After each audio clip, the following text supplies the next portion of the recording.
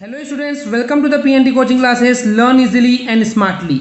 तो आज हम देखने वाले हैं कोलरॉश लॉ का फोर्थ एप्लीकेशन, जिसमें देखेंगे हम लोग determination of solubility of sparingly soluble salt. Okay, तो इस टॉपिक को समझने के पहले आपको दो टर्म्स पता होना चाहिए बहुत क्लियरली कि मोलरिटी क्या होता है एंड द सॉल्युबिलिटी क्या होता है। ओके, इनकेस आपको नहीं पता है तो उसको मैं रिकेप करूंगा यहाँ पे, ताकि आपको ये टॉपिक बहुत ईजिली क्लियर हो जाए। ओके, तो चलिए समझते हैं सबसे पहले कि मोलरिटी क्या होता है। मोलरिटी क्या है कि एग्जैक्टली 1 लीटर सॉल्यूशन में जितने number of moles of solute या फिर सब्सटेंस या फिर इलेक्ट्रोलाइट प्रेजेंट हैं उसको हम बोलते हैं मोलरिटी। राइट, ये आप डेफिनेशन पहले से पढ़ते आ रहे हैं। अब मैं आपको कुछ एग्जांपल समझाना चाहूँगा इलेक्ट्रोलाइट के केस में होता क्या है मोलरिटी। सपोज कीजिए मेरे पास 1 लीटर सॉल्यूशन है, उसके अंदर मान लीजिए कि 10 मोल्स इलेक्ट्रोलाइट डिसॉल्व है। ओके, तो उस सॉल्यूशन की मोलरिटी कितनी हो जाएगी? That is 10 mole. Right, suppose कीजिए कि उस 1 लीटर के सॉल्यूशन में अगर वो इलेक्ट्रोलाइट के जो डिसॉल्व हैं वो मोल्स हैं 20 मोल्स, तो मोलरिटी कितनी हो जाएगी? That is 20। राइट, तो अब आपको यहाँ पे की समझ में आनी चाहिए, है ना, जितने मोल्स ऑफ सॉल्यूट या फिर इलेक्ट्रोलाइट डिसॉल्व है उस 1 लीटर के सॉल्यूशन में, उसको हम बोलते हैं सिंपली क्या? That is molarity. राइट, अब एक और कंडीशन यहाँ पे आप प्रिटेंड कीजिए कि एक हमारे पास सॉल्यूशन है जिसके अंदर ऑलरेडी हमने 20 मोल जो है इलेक्ट्रोलाइट डिसॉल्व कर चुके हैं। अब सपोज इसके बाद में अगर एक और मोल डालता हूं, so it will become the 21 mole. Right, जैसे ही 21 मोल मैंने डाला, सपोज कर रहे हैं, ओके, तो वो जो 1 मोल मैंने एक्स्ट्रा अभी डाला, मान लेते हैं कि अब वो डिसॉल्व नहीं हो सकता, अब वो ब्रेकडाउन नहीं हो सकता। ओके, आयंस में ब्रेकडाउन नहीं हो सकता, तो वो जो 1 मोल इलेक्ट्रोलाइट है अब वो उसमें प्रेसिपिटेट के जैसे नीचे जाके बैठ जाएगा, यानी वो डिसॉल्व नहीं होगा, वो वहां पे एक्स्ट्रा ऐसे बैठ जाएगा जाके। ओके, तली में, इन द सेंस बॉटम में, बॉटम ऑफ द वेसल में वो सिंपली जम जाएगा। ओके, तो इसका मतलब क्या है कि 20 मोल इलेक्ट्रोलाइट से ज्यादा हम उसमें और डिसॉल्व नहीं कर सकते। इसी को क्या बोलते हैं केमिस्ट्री में? That is a saturated solution, या फिर सैचुरेशन की कंडीशन आ गई है। इट मींस उस सॉल्यूशन का या इलेक्ट्रोलाइट का बोल सकते हैं आप सैचुरेशन पॉइंट कितना है? 20 मोल, यानी कि उस सॉल्यूशन में 20 मोल से ज्यादा इलेक्ट्रोलाइट डिसॉल्व नहीं हो सकता, वही उसका सैचुरेशन पॉइंट है, the very first term. Okay, तो मोलरिटी क्लियर हो गया, उसके रिस्पेक्ट में सैचुरेशन पॉइंट क्या हो गया वो भी क्लियर हो गया। अब हम बात करते हैं सॉल्युबिलिटी क्या होती है। सॉल्युबिलिटी ये होता है कि 1 लीटर सॉल्यूशन के अंदर जितने मैक्सिमम नंबर ऑफ मोल्स हैं जो सॉल्यूबल हो सकते हैं। रिपीटिंग वन मोर टाइम, ऐसा सॉल्यूट या फिर नंबर ऑफ मोल्स जो मैक्सिमम हो सकते हैं। Okay, so maximum number of moles जो कि 1 लीटर सॉल्यूशन में सॉल्यूबल हो सकते हैं, 1 लीटर। ओके, तो क्लियर है सॉल्युबिलिटी, यानी कि 1 लीटर सॉल्यूशन में मैक्सिमम नंबर ऑफ मोल्स जो कि सॉल्यूबल हो सकते हैं उसको हम बोलते हैं सॉल्युबिलिटी। ओके स्टूडेंट्स, ये दो टर्म आपको आई होप क्लियर हो गई होगी। चलिए अब इस टॉपिक पे आते हैं, the topic which is determination of solubility of sparingly soluble salt. Now what is this sparingly soluble salt? Sparingly soluble salt electrolyte यानी कि वीक इलेक्ट्रोलाइट से डिफरेंट है। Don't compare to both them कि दोनों same है, same नहीं है। Difference क्या है बता रहा हूं। तो एग्जैक्टली वीक इलेक्ट्रोलाइट क्या होता है? वीक इलेक्ट्रोलाइट होते हैं कि जो कि स्टार्टिंग में वो कंप्लीटली डिसोसिएट नहीं होते हैं, पर कुछ कंडीशन में हो सकता है कि आगे जाकर के वो कंप्लीटली डिसोसिएट हो जाए जब हम उसको इनफाइनाइट डाइल्यूट पे लेके जाते हैं।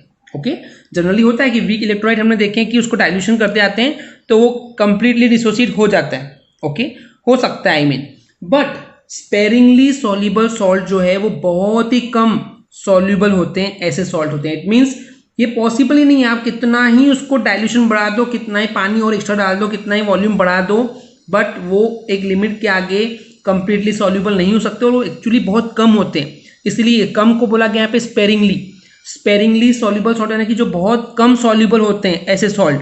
तो ऐसे सॉल्ट कौन कौन से होते हैं? लाइक AgCl, PbSO4, BaSO4, ये सारे क्या है? स्पेरिंगली सॉल्युबल सॉल्ट है। ओके स्टूडेंट्स, तो अब यहाँ पे एक चीज आपको समझना है। अब हमको अगर पता करना है ऐसे सॉल्ट्स की सॉल्युबिलिटी, तो वो हम पता करेंगे with the help of Kohlrausch law. चलिए समझते हैं क्या होता है एक्चुअली। तो जैसे कि अभी हमने बात करें कि स्पेरिंगली सॉल्युबल सॉल्ट हैं वो कंप्लीटली डिसोसिएट नहीं होते हैं, कंप्लीटली सॉल्युबल नहीं होते हैं, पर इन सॉल्ट्स के लिए हम simple procedure, simple method, waiting method इनका यूज करके उसकी सॉल्युबिलिटी फाइंड नहीं कर पाते हैं। इसी वजह से हम कोलरॉश लॉ को यहाँ पे यूज करते हैं एंड उसके हेल्प से हम सॉल्युबिलिटी को निकाल सकते हैं for this sparingly soluble salt. Okay, and इसके लिए हमको सबसे पहले कुछ कंडक्टेंस की भी वैल्यू मेजर करनी होती है and based on that we can find out the solubility. चलिए स्टार्ट करते हैं। अब यहाँ पे हम लेट कर रहे हैं कि बहुत ही कम क्वांटिटी में ये जो सॉल्ट है वो डिसॉल्व है वाटर में, यानी कि बहुत कम डिसॉल्व है, राइट। उस केस में हमको सैचुरेटेड सॉल्यूशन मिल जाता है। क्यों? क्योंकि ये ऑलरेडी ऐसे सॉल्ट हैं जो बहुत कम डिसॉल्व होते हैं, जितना डिसॉल्व हो गए मतलब वो हो गए, तो वही हमारा क्या हो गया, सैचुरेटेड सॉल्यूशन हो गया। अब आप कितना ही पानी डाल दो स्पेरिंगली सॉल्युबल सॉल्ट में, वो सॉल्युबल नहीं होने वाले, कीप इन माइंड। तो ये हो गया उसका सैचुरेटेड सॉल्यूशन। ओके, तो इस कंडीशन पे जो हमको जितना भी आयनाइज होकर के वहां पे आयंस मिले हैं वो सेम उतने ही होंगे अगर हम उसमें कितना भी इनफाइनाइट डाइल्यूशन कर लें। इट मीन जो पहली इनिशियल सिचुएशन है जितने भी हमको आयंस मिल चुके हैं उतने ही आयंस हमको इनफाइनाइट डाइल्यूशन में भी मिलेंगे, क्योंकि ये स्पेरिंगली सॉल्युबल सॉल्ट है। आप कितना ही डाइल्यूशन बढ़ा दो उसमें नंबर ऑफ आयंस आपको नहीं बढ़ के मिलने वाले। ओके स्टूडेंट्स, तो इसका मतलब ये है कि जो आपको इनिशियल कंडीशन पे मोलर कंडक्टेंस मिल चुका है सॉल्यूशन का, वही उसका इनफाइनाइट मोलर कंडक्टेंस भी होगा, राइट। आई मीन ये बोल सकता हूं कि मोलर कंडक्टेंस होगा जो कि इनफाइनाइट डाइल्यूशन पे है, राइट। तो हम सिंपली क्या बोल देंगे कि सिंपल इस टर्म से ये निकलता है कि जो कैप एम है वो इक्वल होगा कैप इनफाइनाइट एम के, क्योंकि आप उसके बाद कितना ही डाइल्यूट कर लो, इनफाइनाइट टाइम तक कर लो, उसमें नंबर ऑफ आयंस जितने थे वो उतने ही रहेंगे, उसमें बढ़ने वाले नहीं है। ओके स्टूडेंट्स, जैसे कि मैंने आपको कंसेप्ट बताया था थोड़ी देर पहले कि मोलरिटी एंड द सॉल्युबिलिटी। तो मोलरिटी क्या था, जो कि 1 लीटर सॉल्यूशन में नंबर ऑफ मोल जितने डिसोसिएट थे, आई मीन डिसॉल्व थे। सॉल्युबिलिटी भी वही थी कि 1 लीटर सॉल्यूशन में जितने मोल्स डिसॉल्व हैं। तो उस केस में आप दोनों की डेफिनेशन क्या बोल सकते हो कि मोलरिटी ही सॉल्युबिलिटी है, क्योंकि मोलरिटी क्या बोलता है कि 1 लीटर सॉल्यूशन में जितने नंबर ऑफ मोल्स प्रेजेंट है। सॉल्युबिलिटी भी तो वही बोल रहा है ना कि 1 लीटर सॉल्यूशन में जितने maximum number of moles available है। सो इन दैट केस अगर हम बात कर रहे हैं कि स्पेरिंगली सॉल्युबल सॉल्ट के केस में जब हमको सैचुरेटेड सॉल्यूशन मिल चुका है तो उस केस में जो मोलरिटी है वही उसकी सॉल्युबिलिटी भी होगी, क्योंकि दोनों ही डिफाइन वही करना चाह रहे हैं कि 1 लीटर सॉल्यूशन में जितने number of moles of solute present हो। ओके, तो चलिए अब आगे देखते हैं। अब हमको एक सिचुएशन मिल गई है कि cap M is equal to cap infinite M. Okay, तो हमको कैप एम का फॉर्मूला पता है, वो क्या था पिछली वीडियो में हमने पढ़ के आए, that is kappa into volume. Now what is a kappa? That is a specific conductance. Okay students, and V is what? Volume.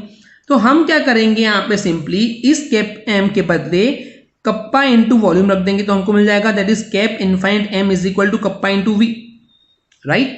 अब यहां से दो तरीके सॉल्व करने के, मैं आपको पहले सिंपल तरीका बताता हूं जो कि इस बुक में नहीं मेंशन है, and then we will see कि सेकंड पार्ट में कि इस बुक के अकॉर्डिंग क्या लिखा है। तो यहां पे हम क्या करेंगे, क्योंकि हम यहाँ पे मोलरिटी की बात कर रहे हैं, मोलर कंडक्टेंस की बात कर रहे हैं, तो उसके रिस्पेक्ट में v का फॉर्मूला क्या था वो हमने प्रीवियस वीडियो में देख चुके हैं, that is 1000 upon small m। Small m is what? That is molarity. आप कैपिटल m भी लिख सकते हो, that is not an issue. Okay, चलो इसको कैपिटल m कर देते हैं, फाइन।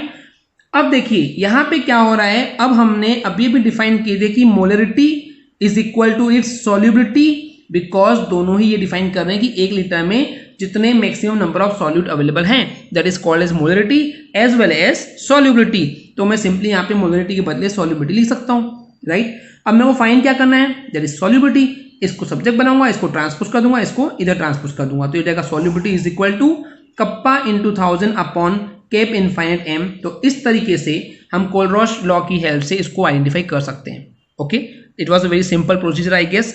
चलिए अब इसके सेकंड पार्ट की बात करते हैं जो कि इस बुक में लिखा हुआ है। ओके, तो हमने ये फॉर्मूला पढ़ा था स्टूडेंट्स की कैप इनफाइनाइट एम को हम लिख सकते हैं that is v plus lambda infinite positive ions plus v negative then lambda infinite negative ion is equal to kv। ये फॉर्मूला हमने पिछली वीडियो में देख चुके हैं, अगर आपने नहीं देखे तो पहले आपको वीडियो देखनी चाहिए। Okay, v plus n v negative क्या है? That is the number of moles of the available cations and the anions in that solution for the electrolyte. Okay, अब यहाँ पे इस वॉल्यूम को v को हम सब्जेक्ट बनाएंगे, k को जब ट्रांसपोज कर देंगे तो ये कुछ ऐसा होगा। तो यहाँ पे v क्या है, एक्चुअली v उतना वॉल्यूम है जिसमें 1 मोल सॉल्यूट यानी कि 1 मोल इलेक्ट्रोलाइट प्रेजेंट है, दैट इज फॉर द 1 मोल। तो हमको क्या निकालना है, that is for the 1 litre, it means 1000 millilitre. तो हम क्या कर देंगे, 1000 का इंटू कर देंगे, then we will get exactly कि 1 लीटर में कितने नंबर ऑफ सॉल्यूट अवेलेबल हैं, उसके बेस पे हम सॉल्युबिलिटी फाइंड कर सकते हैं। तो ये था सिंपल दूसरा तरीका। ओके, एंड जो हमको आंसर मिलता है वो होता है ग्राम पर लीटर, क्योंकि हम लीटर से डील करते हैं, right, for the molarity as well as solubility. Okay students, I hope clear हो गया होगा। अगर आपको हमारी वीडियो से कुछ भी सीखने मिला या नॉलेज मिला तो प्लीज हमारे चैनल को सब्सक्राइब कीजिए एंड वीडियो को लाइक जरूर करें। आज के लिए इतना ही, थैंक यू।